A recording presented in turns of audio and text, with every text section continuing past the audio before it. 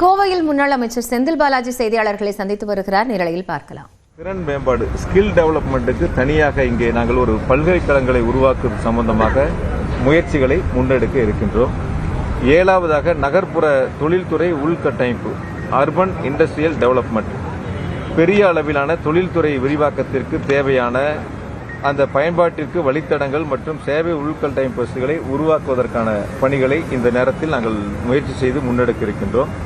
8வதாக பசுமை தொழில் மாற்றம், அதற்கான பணிகள் கார்பன் அடர்த்தியை குறைப்பதற்காக சூரிய மற்றும் காற்று ஆற்றல் உள்ளிட்ட புதுப்பிக்கத்தக்க எரிசக்தி கட்டமைப்புகளை பசுமை ஹைட்ரஜன் முயற்சிகளுடன் மேம்படுத்துதல், அதற்கான பணிகளை முன்னெடுக்க இருக்கின்றோம். 9 சுற்றுச்சூழல் மேம்பாடு, நொய்யல் ஆற்றை மீட்டெடுத்தல், நிலத்தடி நீர்மட்டத்தை உயர்த்துதல், குளங்கள் குட்டைகள் மற்றும் ஏரி அமைப்புகளை புத்துயிர் அளித்தல், தொழிற்சாலை கழிவு நீரை மறுசுழற்சி செய்தல், இதற்கான முயற்சிகள் இந்த திட்டத்திலே நாங்கள் சேர்த்திருக்கின்றோம்.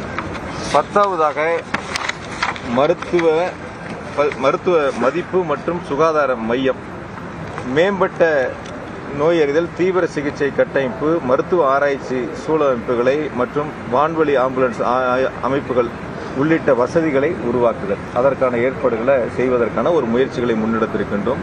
11 ஆபரண சில்லறை மற்றும் வர்த்தக மையம், கோயம்புத்தூரை தேசிய ஆபரண மையமாக நிலைநிறுத்த தேவையான உள்கட்டமைப்புகளை நிறுவுவதற்கான பணிகளை முன்னெடுக்கின்றோம். இந்த 11 தொழில்துறை சார்ந்த புதிய முயற்சிகளை முன்னெடுத்து கோவை மாவட்டம் தமிழ்நாட்டில் இப்பொழுது 4ஆம் இடத்தில் இருக்கக்கூடிய அந்த உற்பத்தி என்பது அடுத்த 7 முதல் 10 ஆண்டுகளுக்குள் முதலிடத்தை பெறுவதற்கான முயற்சிகளை எடுப்பதற்காக இந்த திட்டங்களை நாங்கள் வடிவமைத்திருக்கின்றோம்.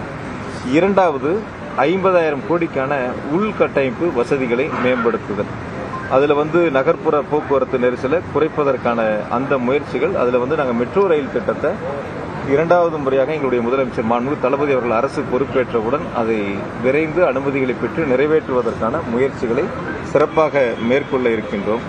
இதில் அதுக்கடுத்து 2வதாக நீர் பாதுகாப்பு மற்றும் மறுசுழற்சிக்கான உள்கட்டமைப்பு, 3ஆம் நிலை சுத்திகரிப்பு மற்றும் மறுசுழற்சி ஆலைகளின் ஆதரவுடன் தொழில்துறைக்கான நீர் மற்றும் கழிவுநீர் குழாய் அந்த அமைக்கக்கூடிய உருவாக்குவதற்கான பணிகளை முன்னெடுக்க இருக்கின்றோம்.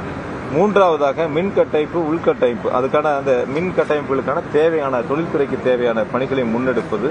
4வதாக வெள்ள மேலாண்மை, நகர்ப்புற வெள்ள அபாயங்களை கண்காணிக்க அதற்கான பணிகளை முன்னெடுக்க இருக்கிறோம்.